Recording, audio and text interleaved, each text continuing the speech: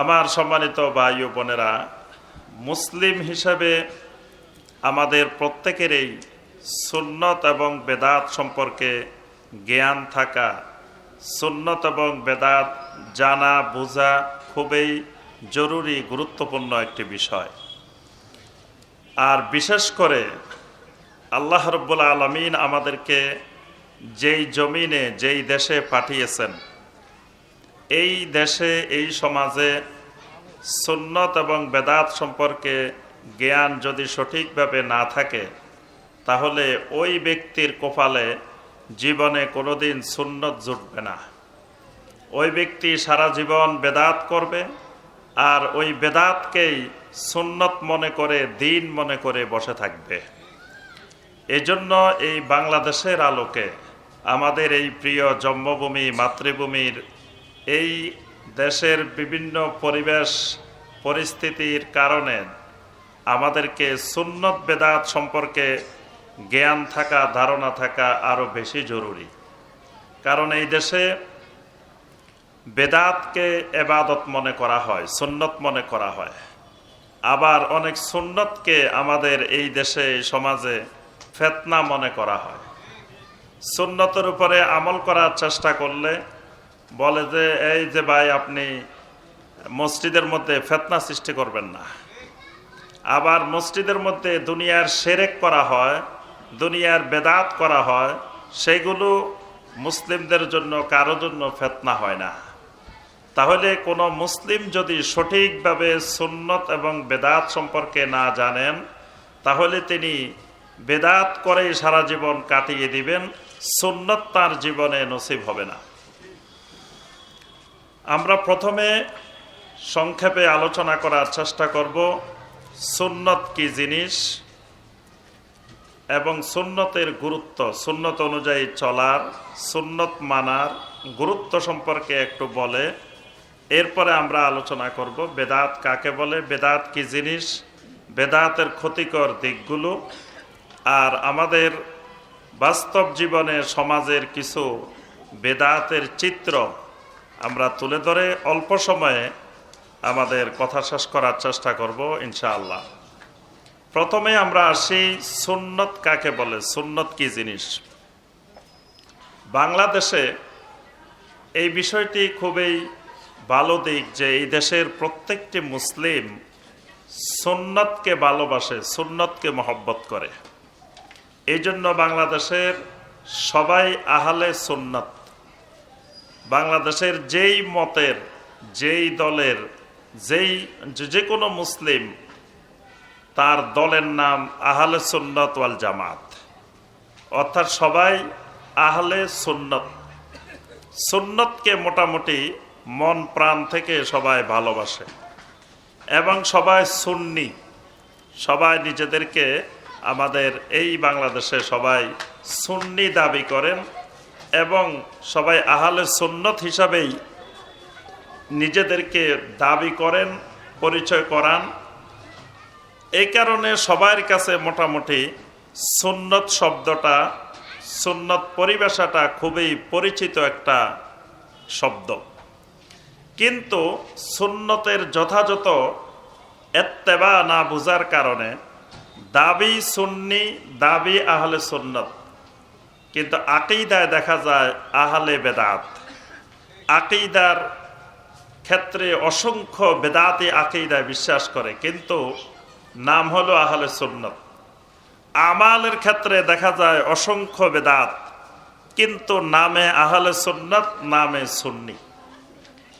তাহলে এই কারণটা ঘটার কারণ হলো বেদাত সম্পর্কে, সুন্নত সম্পর্কে, সুন্নতের ইত্তেবা সম্পর্কে যথার্থ জ্ঞান না থাকা, যথার্থ জ্ঞানের অভাব। জ্ঞান নাই এমন না, জ্ঞান আছে, কিন্তু ওই জ্ঞানটা যথার্থ জ্ঞান না। আরেকটা হলো আল্লাহ রাব্বুল আলামিন যদি কাউকে হক বাতিল বুঝার মতো ফুরকান দান না করেন, তাহলে তিনি অনেক বড় জ্ঞানী, বড় আলেম হওয়ার পরেও কোনটি হক, কোনটি বাতিল, কোনটি সুন্নত, কোনটি বেদাত, এটাকে আলাদা করতে পারে না। এজন্য যুগে যুগে দেখা গিয়েছে আলেম অনেক বড়, কিন্তু বেদাতের দিক থেকেও অনেক অনেক বড় বেদাতকারী। আলেম অনেক বড়, আবার অনেক শিরককারী। সাধারণ মানুষ মনে করেন উনি এত বড় আলেম, উনি কি এটা শিরক এটা বুঝেন না, উনি কি এটা বেদাত এটা বুঝেন না। এটা আসলে আল্লাহ রাব্বুল আলামিন তাকে শিরিক এবং বেদাত বুঝার মতো যথার্থ জ্ঞান ফুরকান আল্লাহ রাব্বুল আলামিন তাকে দান করেন নাই। এজন্য তিনি অনেক বড় সার্টিফিকেটধারী, বড় আলেম, কিন্তু তিনি সুন্নত বেদাতের পার্থক্য করার মতো এই সূক্ষ্ম জ্ঞান আল্লাহ রাব্বুল আলামিন তাকে দান করেন নাই। এজন্য আবার অনেক সাধারণ মানুষ, তিনি অনেক বড় আলেম না, কিন্তু তিনি কোনটা সুন্নত কোনটা বেদাত এটা বুঝেন। অর্থাৎ এটা আল্লাহ রাব্বুল আলামিনের একটা বিশেষ নেয়ামত, বিশেষ দান। আল্লাহ পাক যারা হকের উপরে চলতে চায়, যারা তাকওয়া অবলম্বন করে, আল্লাহ পাক তাদেরকে এই জ্ঞানটা, এই বুঝটা আল্লাহ রাব্বুল আলামিনের পক্ষ থেকে আল্লাহ পাক বান্দাদেরকে দান করেন। এই জন্য আমাদেরকে সুন্নত এবং বেদাত এই দুইটার একটু ধারণা দরকার। সুন্নত মানে হলো তরিকা, সুন্নত মানে হলো সিস্টেম, সুন্নত মানে পদ্ধতি, সুন্নত মানে সিরা। অর্থাৎ কোনো একটা রাস্তা, কোনো একটা পদ্ধতি, কোনো একটা সিস্টেমকে আরবিতে বলা হয় সুন্নত। আল্লাহ রাসূল সাল্লাল্লাহু আলাইহি ওয়াসাল্লাম হাদিসের মধ্যে বলেন, মান সান্না সুন্নাতান হাসানাতান ফাউমিলা বিহা বাদাহু ফালাহু আজরুহা ওয়া মিসলু উজুরিহিম গায়রা আন ইয়ানকুসা মিন উজুরিহিম শাইআ। আল্লাহ রাসূল সাল্লাল্লাহু আলাইহি ওয়াসাল্লাম বলেন, মান সান্না সুন্নাতান হাসানাতান, যে ব্যক্তি এমন একটি সুন্নতে হাসানা চালু করলো, এমন একটা পদ্ধতি, এমন একটা তরিকা, উত্তম একটা তরিকা দেখাই দিল, শুরু করে দিল। এখানে সুন্নতে হাসানা মানে একটা হারানো সুন্নত, যেই সুন্নত সমাজ থেকে বিলুপ্ত হয়ে গেছে, এইরকম একটা সুন্নতকে মান সান্না, যে ব্যক্তি দেখিয়ে দিল, যে ব্যক্তি চালু করে দিল। আবার এই হাদিস দিয়ে আমাদের বাংলাদেশে বেদাতে হাসানার দলিল দেওয়া হয়। কয় দেখেন, আল্লাহ রাসূল সাল্লাল্লাহু আলাইহি ওয়াসাল্লাম বলছেন মান সান্না সুন্নাতান হাসানাতান। তো সুতরাং সুন্নতে হাসানা চালু করলো, তা আমরা যেটা চালু করছি এটা বেদাতে হাসানা। এটা বেদাত হইলেও এটা বেদাতে হাসানা। আর আল্লাহ রাসূল এটা চালু করলে ফজিলতের কথা বলছেন।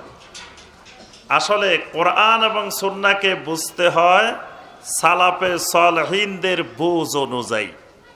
অর্থাৎ নিজে নিজে বা নিজেরা কোরআন সুন্নাহকে শাব্দিক অর্থে নিজেরা বোঝার সুযোগ ইসলামে নাই। সালাফদের বুঝ অনুযায়ী, সাহাবায়ে কেরাম, তাবেঈনে কেরাম, তাবেঈনে কেরাম, তারা যেভাবে হাদিসকে বুঝেছেন, আয়াতকে বুঝেছেন, ঠিক ওই বুঝের আলোকেই একজন মুসলিমকে, একজন মুমিনকে বুঝতে হয়।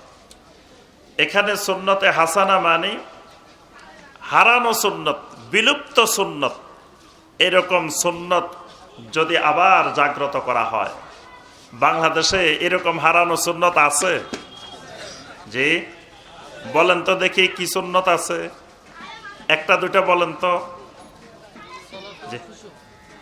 বাংলাদেশে যেমন মাগরিবের আজান এবং ইকামতের মাঝখানে 2 রাকাত সালাত আছে না? এটা কিন্তু বাংলাদেশে নাই।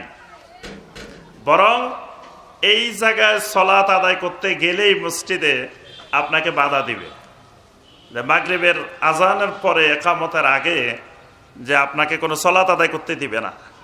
বরং যাতে আম জনতা এই সুন্নতটা আমল করতে না পারে, এই জন্য মাগরিবের আজানের পরে ইমাম সাহেব দাঁড়িয়ে যান বয়ান করার জন্য।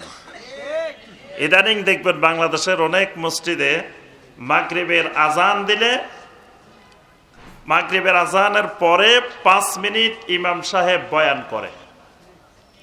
এই বয়ানটা কেন করেন? যে যাতে সাধারণ জনগণ মসজিদে এসে 2 রাকাত সালাত কেউ আদায় করতে না পারে। আর কমিটির পক্ষ থেকে বলে দেওয়া হয় যে জামাতটা একটু 5 মিনিট দেরি করবেন, কারণ যাতে সবাই উজু করে একটু প্রস্তুতি নিয়ে আসতে পারে। এখন এই যে 5 মিনিট দেরি হবে, এই 5 মিনিটের সুযোগে অনেকে 2 রাকাত পড়ে ফেলবে। এই জন্য যাতে আদায় করতে না পারে, এই জন্য ইমাম সাহেব উঠে বয়ান শুরু করে দেন। দেখবেন অনেক মসজিদে ইদানিং বাংলাদেশে নতুন চালু হয়েছে যে মাগরিবের আজানের পরে দেখবেন যে বয়ান আলোচনা চলতেছে। আর আলোচনা কোন কেন্দ্রিক? আলোচনা হলো রাফুল ইয়াদাইন কেন্দ্রিক, আমিন কেন্দ্রিক, সূরা আল ফাতিহা পড়া কেন্দ্রিক, তারপরে পায়ের সাথে পা মিলানো কেন্দ্রিক, হাত বাঁধা কেন্দ্রিক, মানে এই বিষয়গুলো কেন্দ্রিক আলোচনা চলে মাগরিবের আজানের পরে। তাহলে এখানে এই যে সুন্নতটা, এটা একটা হারানো সুন্নত। এটা বাংলাদেশ থেকে প্রায় হারানো, এবং অনেকেই এটা জানেনও না, শোনেনও নাই।